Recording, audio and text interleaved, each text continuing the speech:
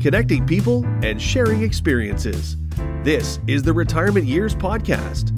Your hosts are Mary Ellen French and Dave Wing. Hi there, I'm Mary Ellen.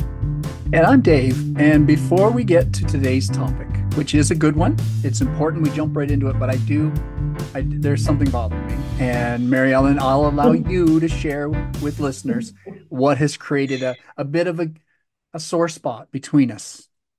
Mm-hmm. Yes.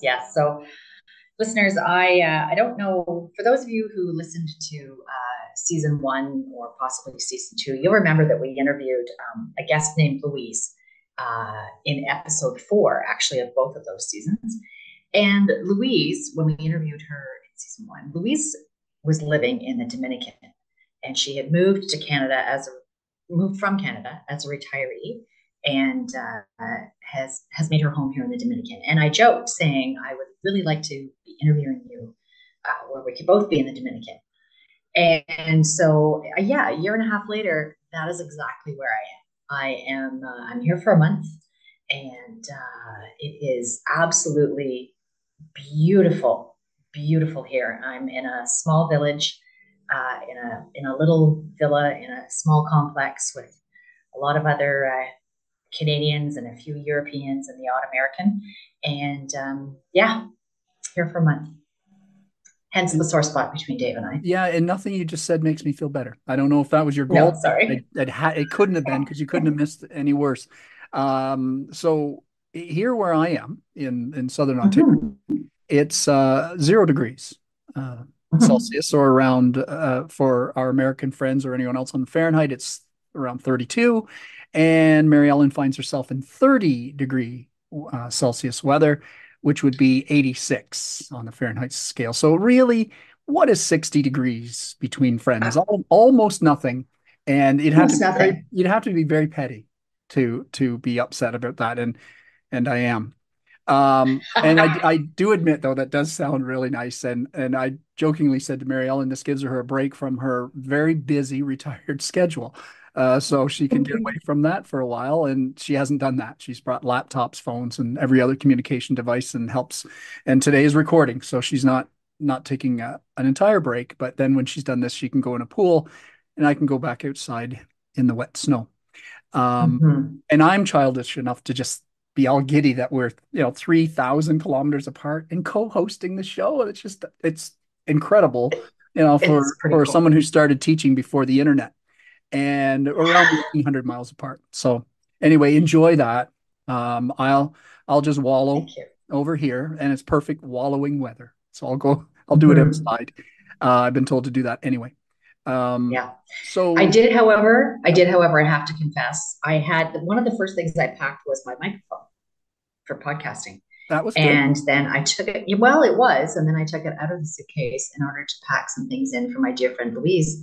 And forgot to put it back in. So So listeners, if you notice a little bit of a difference in the sound quality, I apologize for that. But the next few episodes are going to sound the way this one does. Yeah. Well, and I admit I've had that happen too, where if I put something in my luggage and then take it out and then leave, I don't have it with me. It's the darndest thing. I know how it works. Today, on today's episode, we are talking to a guest whose goal in life is to help you stay happy, active, and productive in your retired years. Absolutely. So we're gonna hear from Fritz Gilbert, and Fritz and his wife retired early in June of 2018. They were both 55, and Fritz started a retirement blog about 3 years before that. You're going to hear more about that today. And what they've done, or what he's done anyway, is shared lessons that he and his wife learned along the way, both in the 3 years leading up to retirement and then since retirement. So they sold their primary home in the city, and they moved into a cabin at the beginning of the Appalachian Trail in North Georgia. So how cool is that, right? So that was part of their downsizing strategy. You'll hear from Fritz that he worked for 33 years in corporate America in a variety of roles within the aluminum industry. I think, Dave, we would agree he's an aspiring philosopher, a lifelong financial hobbyist, And really, writing has become a passion in retirement for him. It certainly has. And when we hear him later, you can see how it sort of started by happenstance, right up including the title of what he was going to work Mhm. under. And that's the Retirement Manifesto. And that's what he named his retirement blog. He personally Mhm. researches and writes all of the articles on there, shares them absolutely free. There's no catch. He's not selling you anything. No. You can go in there and find something that interests you and read up on it. And everything from being more than 10 years out from retirement right up to retiring and then retired life. And boy, Mhm. you'll hear today, Fritz thoroughly loves what he does for others and what he's doing in life. Yeah. I think it's really cool that we found Fritz on social media. That's how we met. Visited his blog, read some of the many articles that he's written, and he's been on a lot of podcasts. And Yes. I think the day we talked to him, he had just been interviewed by either the CBC or CTV here in Canada, Yeah. Yeah. um, which so, I mean, we reached out and asked him if he would join us on the podcast, and shockingly, he agreed to talk with us. And that is because he is just an incredible human being. So, let's start off by hearing a bit more about Fritz and why he does what he does to help others with their retirement. Today, we welcome Fritz Gilbert. Fritz retired from his work in corporate America in 2018. And since then, he's thrown himself into the task of helping others on their journey to retirement and beyond. He has a successful online blog. He's also a published author. He wrote a book entitled Keys to a Successful Retirement, Staying Happy, Active, and Productive in Your Retired Years. Fritz, thank you so much for taking the time to speak with us today. Well, thank you, Mary Ellen and Dave. I'm honored to be on your show. Tell us a little bit about yourself and your career before retirement. Sure. Yeah. I mean, pretty traditional course. I went to college and a company was in town doing interviews on campus. And I was like, I'll do a practice interview. Had no idea that it would turn into a 33-year career. So I stayed with one company for 33 years in the international aluminum business, variety of roles. And we moved, I think, 8 times through my career. In the first place I was located was in Ohio. And I met my wonderful wife there. So we've been married now for 35 years, and we have a wonderful 28-year-old daughter and a 4-year-old granddaughter. So pretty, traditional path through corporate America. My wife was very supportive on all the moves. And I would say, just we were aggressive, but not overly aggressive on our savings rate, just always automated everything and increased it with every raise and kind of the traditional, path that people advise you to do, and didn't really pay a lot of attention to it other than updating the net worth once a year. And I guess I was probably about 50, and some of my friends were starting to retire a little early. And I said, I should probably look at the numbers. We've been, saving pretty aggressively. Maybe we have a shot. And sure enough, we got out at age 55 and moved up to a cabin in the Appalachian Mountains, right where the Appalachian Trail starts, actually, in North Georgia. And absolutely love our life. Got out of the city, live in the mountains, have an outdoor life. My wife runs a charity. We co-run it, really, but we build free fences for low-income families with dogs on chains, which gives us a great sense of purpose and giving back to the community. So this morning we started our 100th fence. So it's become quite the thing. I would say it's actually a bigger part of my life than my blogging and retirement stuff. So it's multiple interests and really enjoying life. Amazing. Oh, I love that. Now, I noticed, Fritz, how you light up in your voice, and of course we can see you, but when you speak about that giving back part, and we've dedicated quite a bit of time on the Retirement Years podcast about the value to your heart and soul and your longevity and health and everything else when you do something. It doesn't have to be big.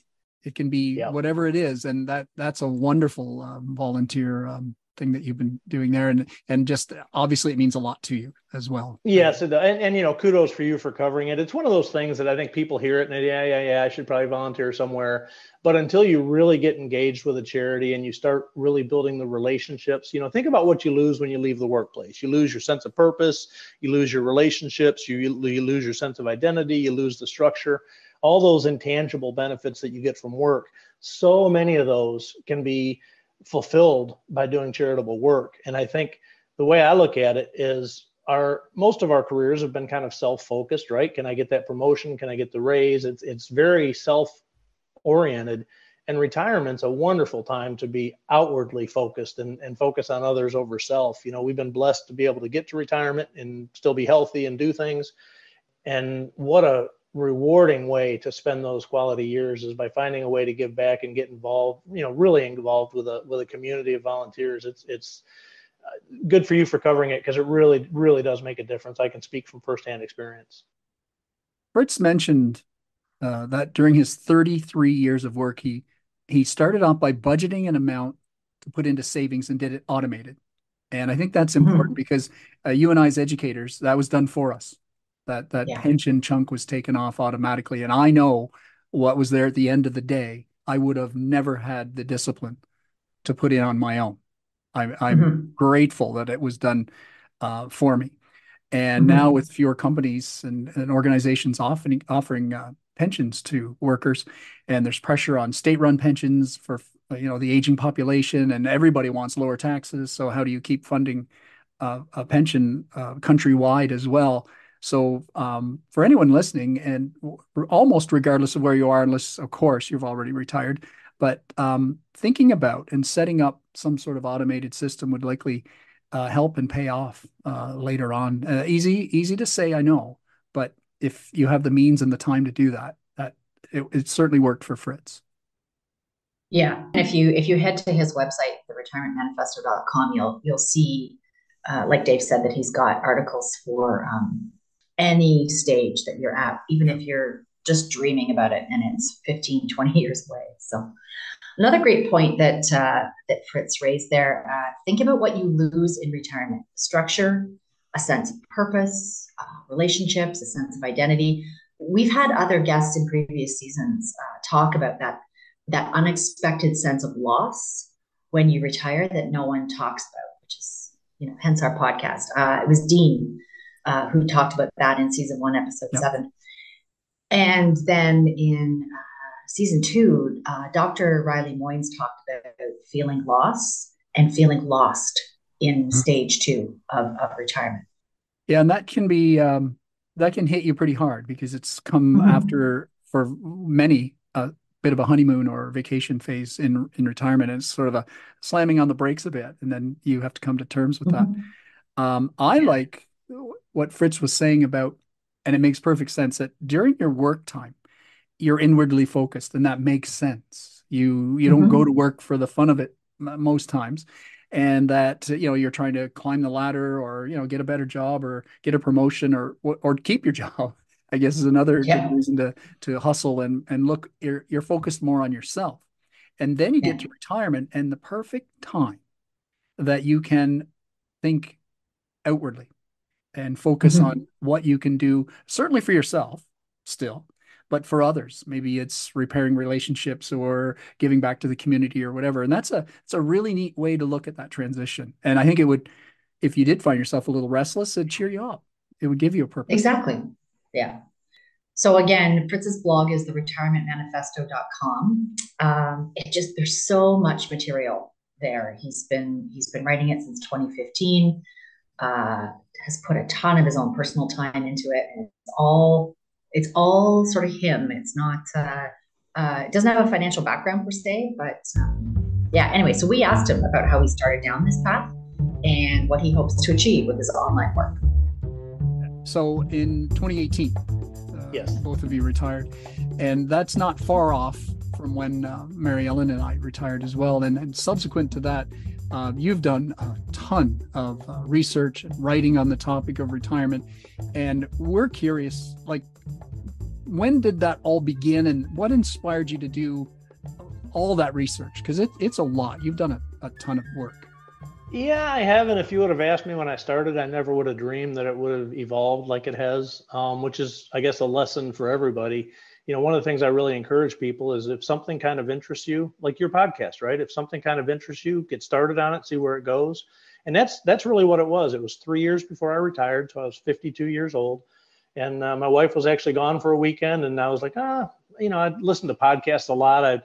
I'd been kind of toying with the idea of either a podcast or a blog.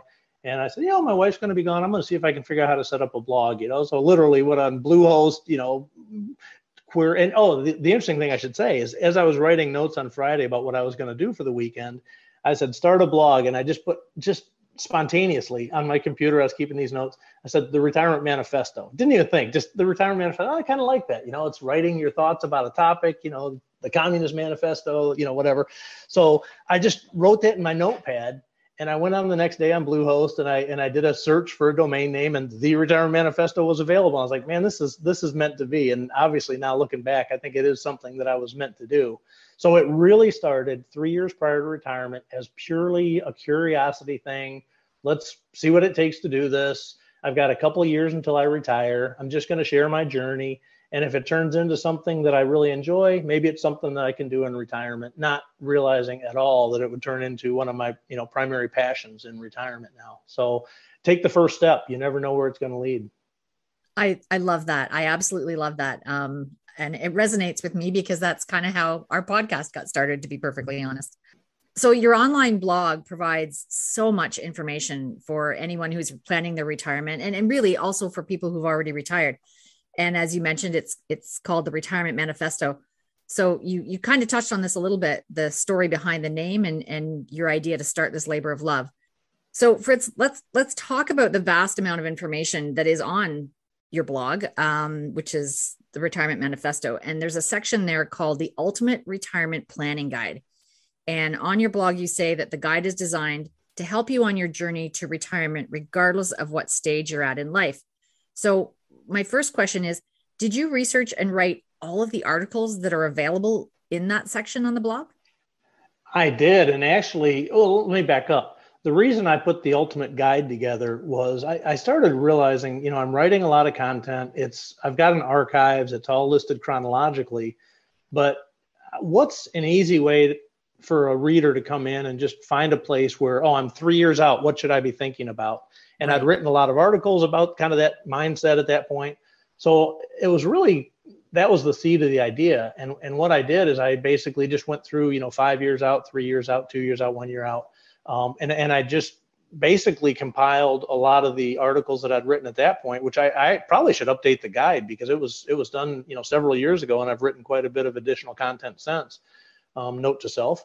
So I may do that, but it was really trying to find a way to make my content more user-friendly and easier to find. You can search in there if you want to do a specific topic that you're looking for. You can always use the search function. You can find things, but I wanted to have it compiled in a guide, which is really what was the genesis behind that post. I see. Okay, thanks. Fritz, I did the everybody's in a hurry thing. So I looked at the bookends, and so I looked at some of the content in the planning your retirement. You're thinking about it 3 to 5 years out, whatever. And the one article that I clicked the link on was the 18 lessons you've learned from your dad. And I enjoyed that. And at first I was thinking, okay, how does this link? And then I saw how it was going through the stages of your life and the lessons you learned from your dad and your parents.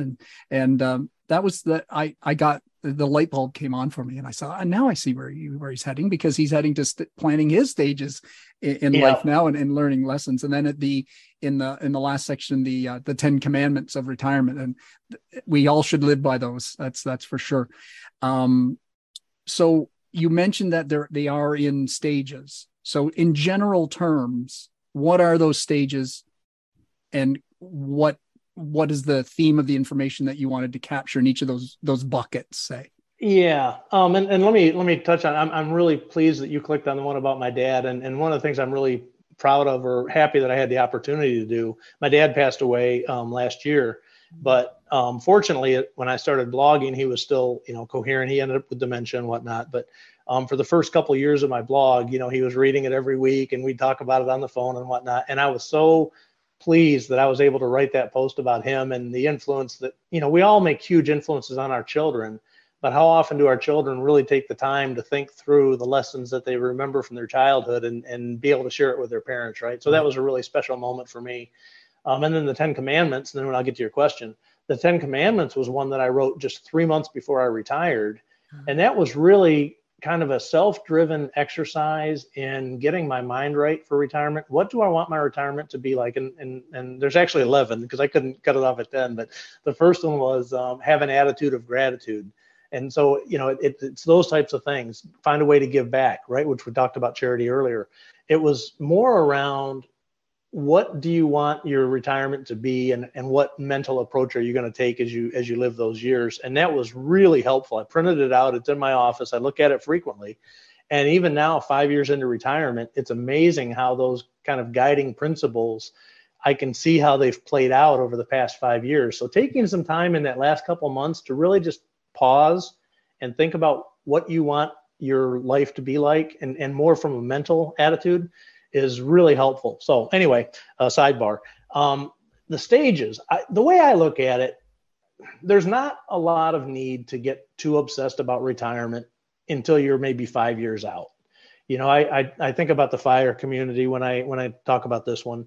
The fire community is all about early retirement. And they're 25 years old and they're trying to pinch every penny, and they're just, looking at their net worth every month, and they're just obsessed on getting out by 35, 40. And they give up 10, 15 years of their life because they're just striving for this number, that they need to get to. That, to me, is not the right way to do it. Save as much as you can save, automate everything. So this is the first phase. This is kind of the early, I don't remember what I call it. I think I called it, I'll look at my mid-career or earlier. So this is kind of before you should really be thinking about retirement.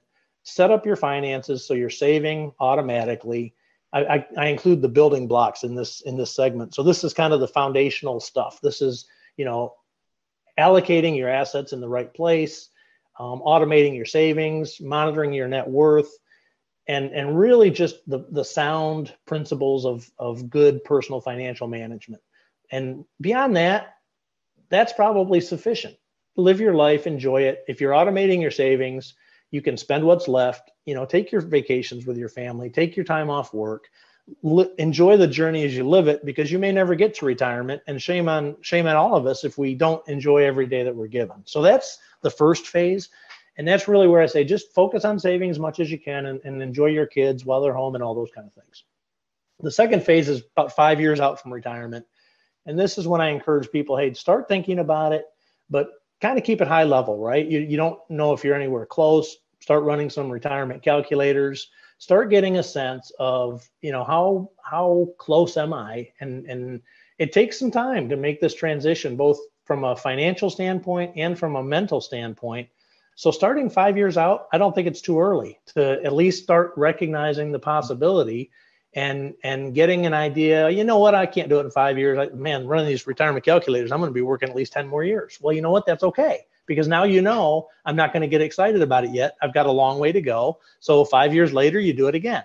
And as you start seeing the numbers shape up and you can see that you're going to be getting closer, then it starts moving into the next phase, which I say is kind of 2 to 3 years out. And I call it time to get serious. And this is when you really start working on the numbers. The numbers really drive your timing initially.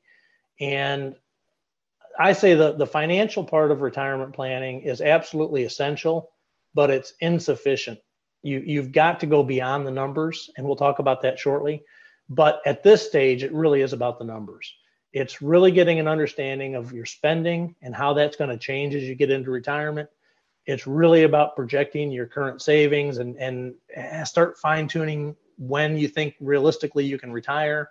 And maybe start putting a timeline on your phone. I put a countdown on my phone 1,000 days out from my actual retirement date, and I hit it. So starting to recognize, hey, this is real. This is potentially going to happen if you choose to let it happen. And then you get serious. Now you're a year away. That's the next phase that I look at it. And this is really about fine-tuning things, transitioning your portfolio from your years of accumulation to where you're going to have to withdraw from that portfolio. So setting up your cash reserve, setting up a bucket strategy, which is what I use. You can do any withdrawal strategy you'd like, but it's starting to really get positioned. You don't want to wait until you retire and then a bear market hits and you didn't take the time in that last year or two before you retired to build up your cash, right? You've got to have some things in place before you actually retire. So that last year is really about focusing on getting that transition ready. And this is where you start getting into the non-financial planning, where you start thinking about, your purpose. What am I going to do? You can't just play golf. You can't travel. It sounds great, but it gets old. So it's really getting serious with yourself about what am I going to do with my time? and talk with your spouse, make sure you're aligned. How much travel do you want to do? How much time do you want for stuff that you want to do versus your spouse wants to do versus you'll do together? All those types of communication and psychological discussions, that really needs to happen before you retire. So I recommend people do that in about the last year.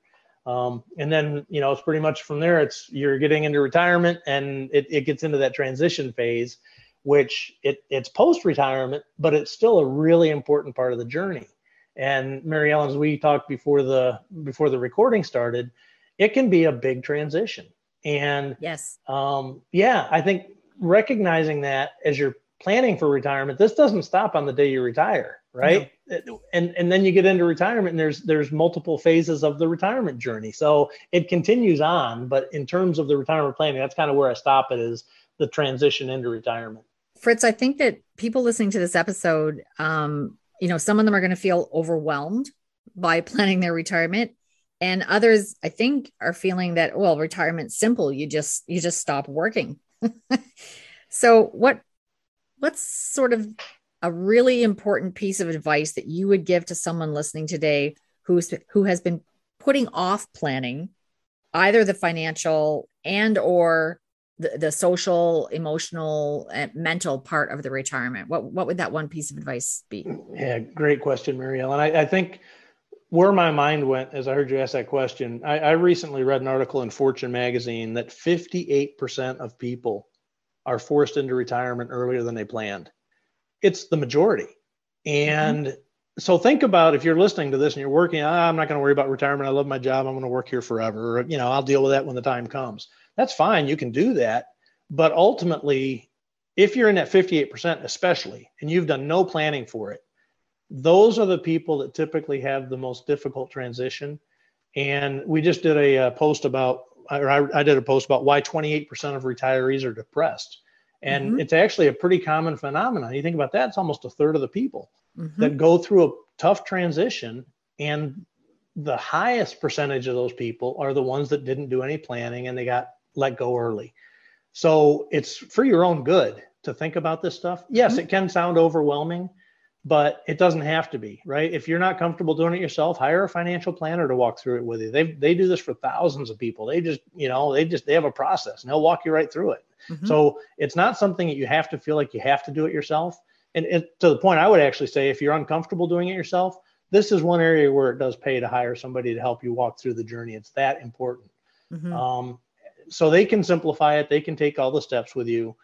And regardless, I think if you don't do it, you're setting yourself up for a very difficult transition. And it can be avoided by doing some planning on the front end. So I really encourage people to take it seriously and really try to do some planning. If you're not comfortable doing it yourself, hire somebody. If you hire somebody, they're going to focus on the financials.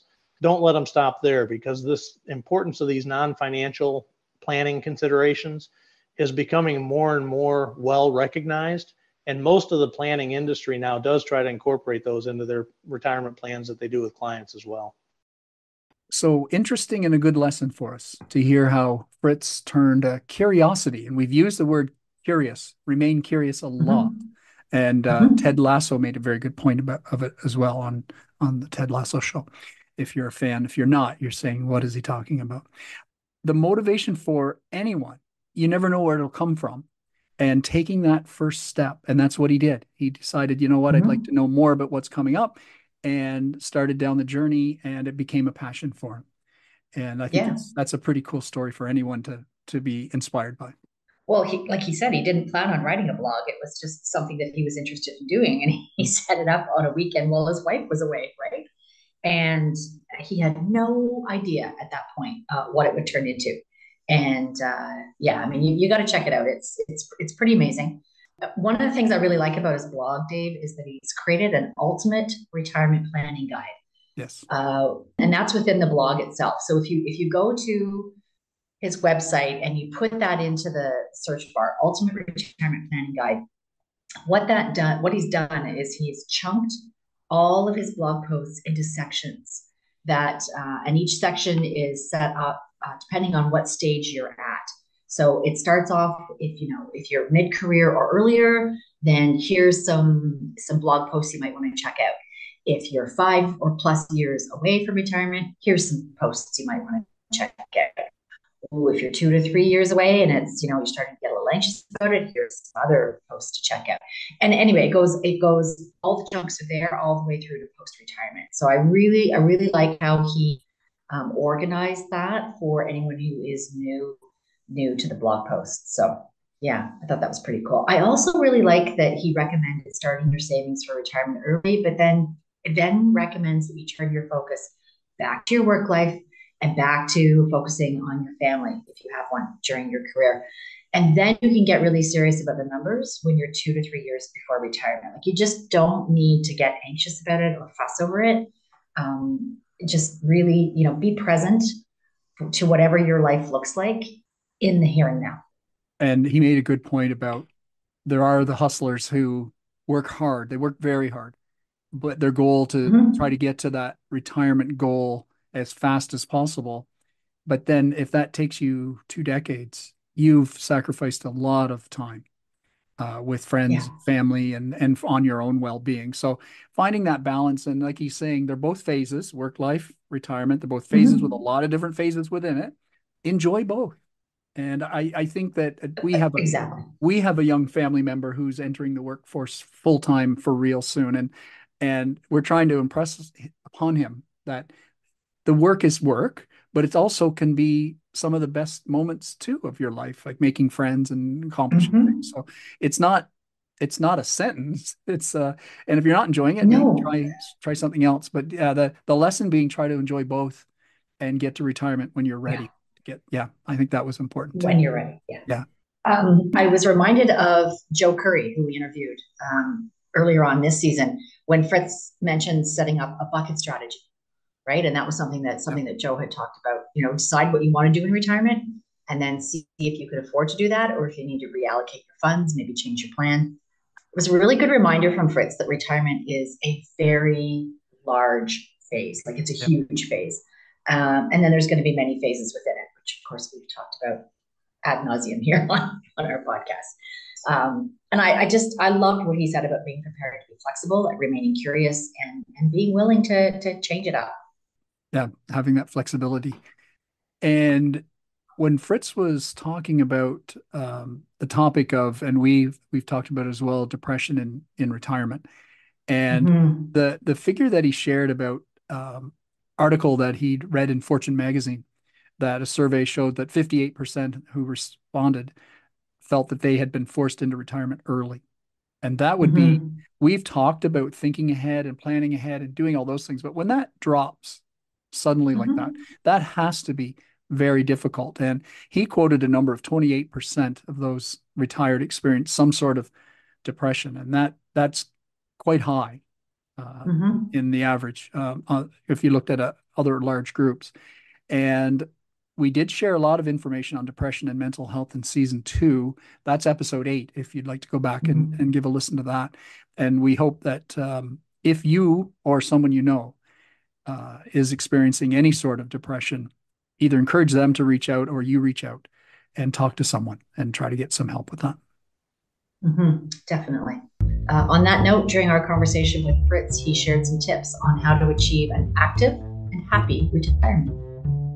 So I'm thinking today, Fritz, going over what we've been able to speak with you today, a lot of it, and rightly so, has been that planning pre-retirement, because that is the best time to plan.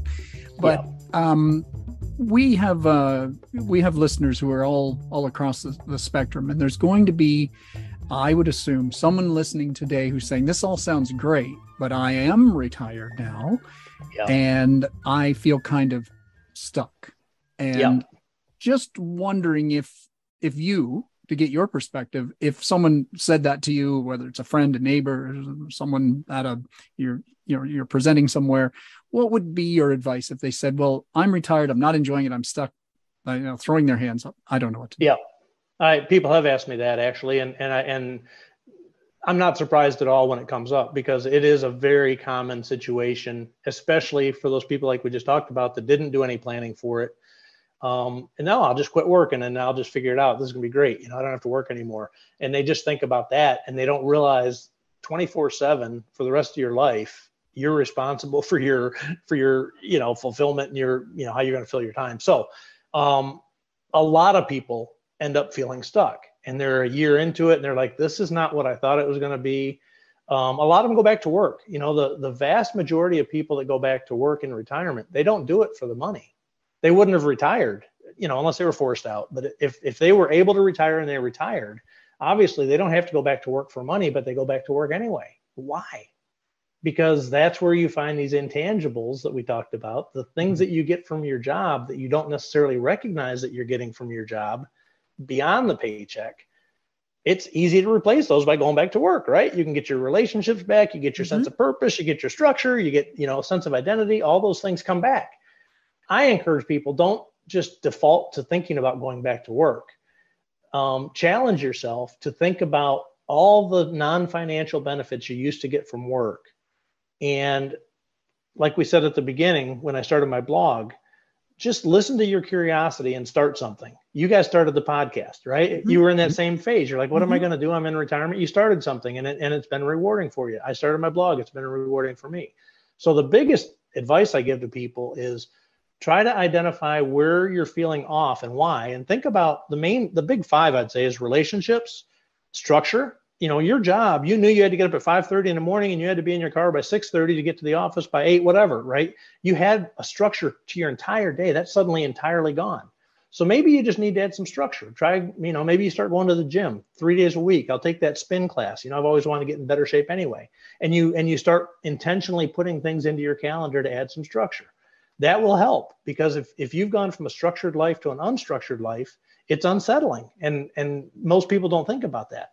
So relationship, structure, sense of purpose, that you had a reason for being when you were going to work every day. Your boss was telling you what it is. Well, now it's your responsibility to identify what that needs to be, but think about something you want to do that can make a positive impact in the world. And it can be small, as we talked about, charity type work. It doesn't have to be big, but finding a way to get engaged in something where you feel like you're making an impact is tremendously rewarding. And that's a part that if you miss that, if that's suddenly gone, that can be what puts you into this kind of disoriented state. Sense of identity is probably the fourth one. And that really is, you were tied to your job. Now, what do I do? I'm retired. I don't really do anything. You're not proud of who you are. Well, that's ridiculous. You're not your job. I read this analogy. I really liked it. They said your identity when you're at work shouldn't be any more permanent than the clothes you're wearing. Today I'm wearing this clothes. Tomorrow I'm wearing those clothes. You can change your clothes. You can change your identity.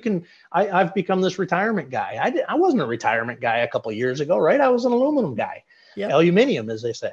So, you can change your identity, but it's on you to have to self-start and figure out what it is that you want to do, that you want to be known for.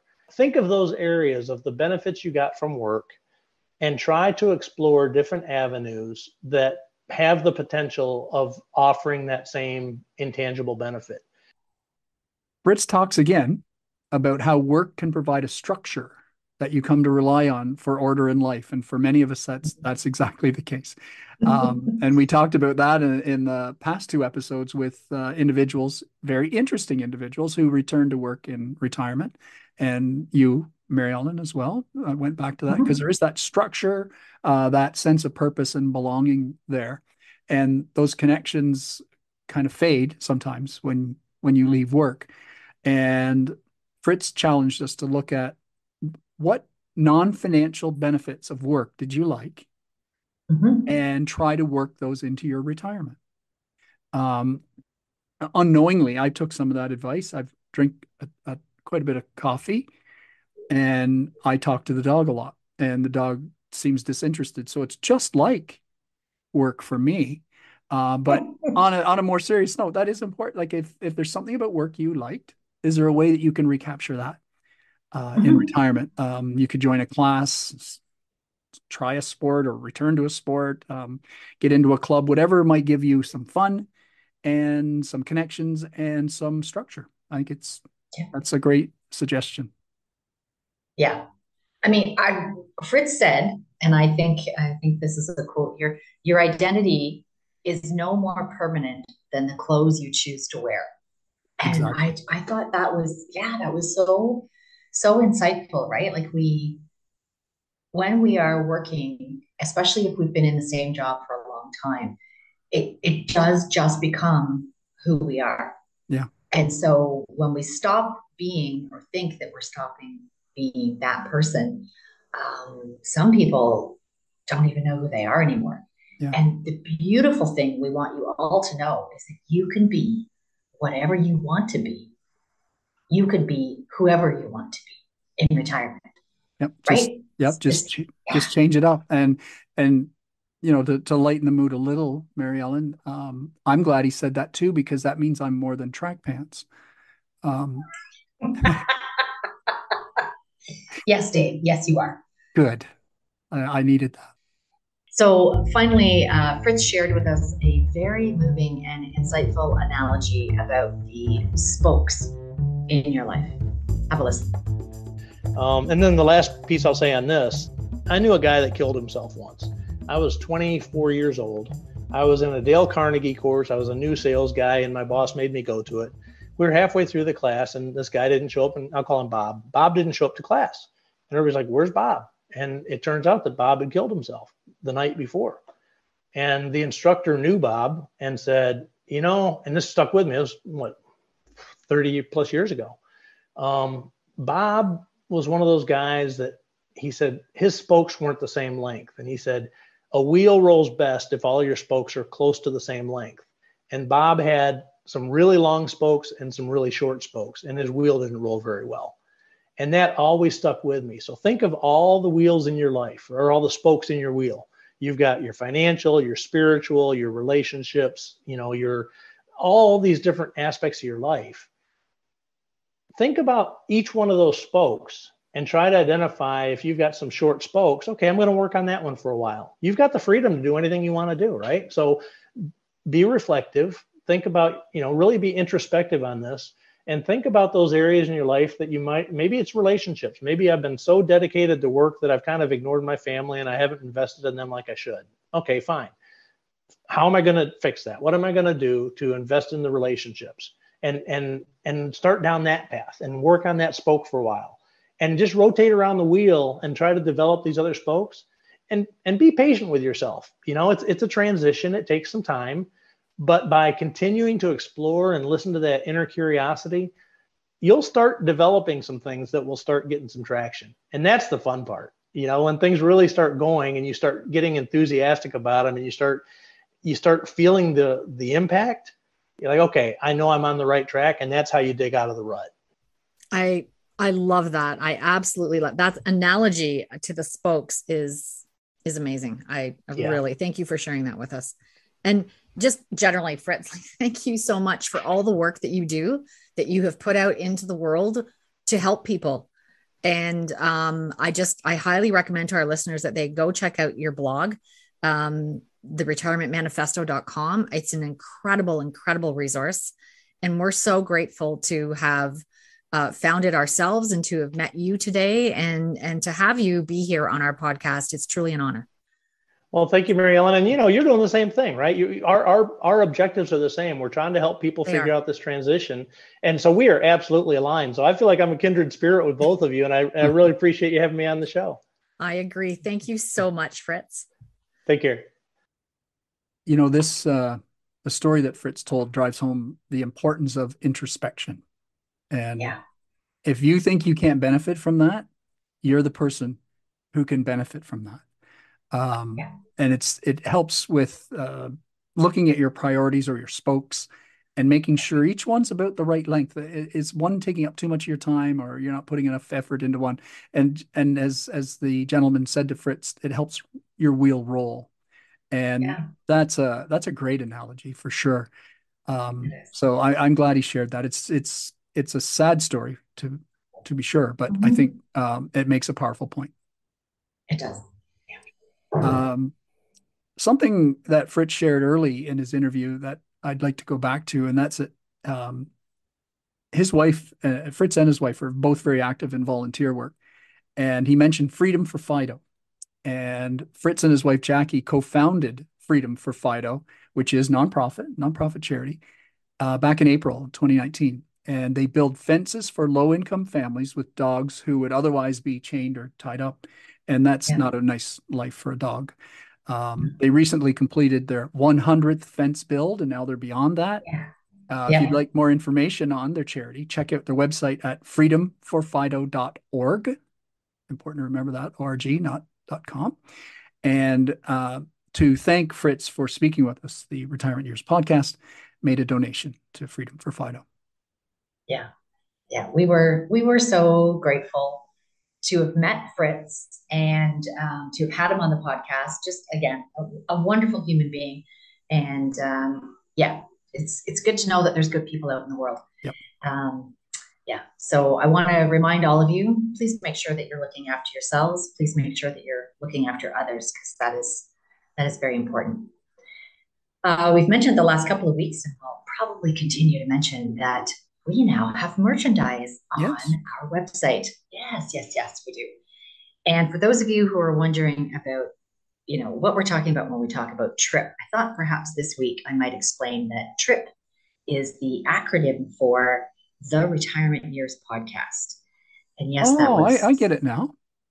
Somewhat deliberate, despite Dave's little joke there. So anyway, go to our website, the Retirement Years podcast.com, and check out, see what we have that you might need, might want to give to someone as a retirement gift.